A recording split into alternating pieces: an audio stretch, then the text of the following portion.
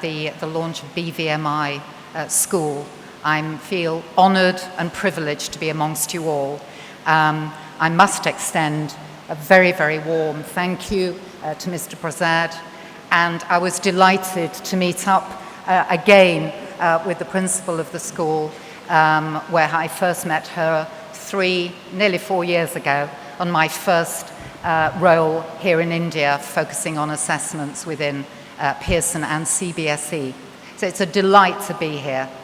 I feel a little humble being described as an expert among so many experts in the room, so many experts in education in the room, having met already. And I think we stand together in a joint commitment to drive forward the joy of learning, which is encapsulated, I would suggest, in what we might describe as world-class education.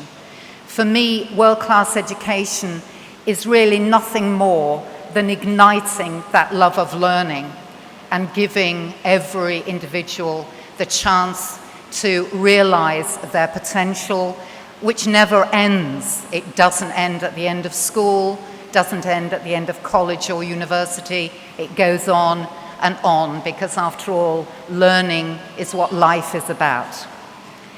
However, I was asked to share my thoughts, and this is what I will do. I think we possibly will all have slightly different ways of expressing what we expect world-class education to be, and therefore what we expect from our schools who profess to offer world-class education. Some of these things have been mentioned before by previous speakers. But I think we are talking about an education that nurtures global citizens. Doesn't matter where we are in the world, we are in an interconnected world. The world, as we know, is getting more challenging from one aspect to another. And it's our future generations that we have a responsibility to give them the skills, the knowledge, the understanding that allows them to cope with the constant challenge and change and actually take the world forward. As we heard before, each generation becoming more intelligent. How we define that intelligence, I think, is an interesting one.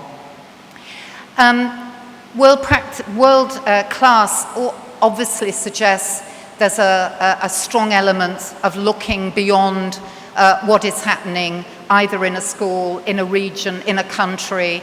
It's looking across the world, drawing in from across the world, practice that is relevant and appropriate, not just borrowed and brought in for the sake of saying we're doing it. It has to fit into the curriculum and so on, but to look at what's happening internationally. I've talked about the love of learning, and I could go on about the love of learning, and we want everybody to talk about the love of learning through life. So what do we expect from a school that professes to offer world-class education? I think we heard it just now from both the owner and the principal. The teachers at this school are going to be valued, and that value is going to be visible to everyone that connects with the school.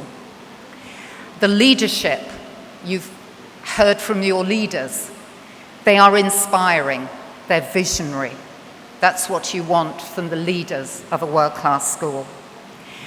And I think underpinning all of that is that culture of never being complacent, never standing still, reaching out, always wanting to go one step further, one step better. And you do that again by keeping eyes and ears open in terms of what's happening elsewhere and reviewing and introducing where it's relevant. In terms of how we might define world-class, I mean, those are obviously wonderful, well, sorry, you might not think they're wonderful, but those are all the aspirations that we're looking for.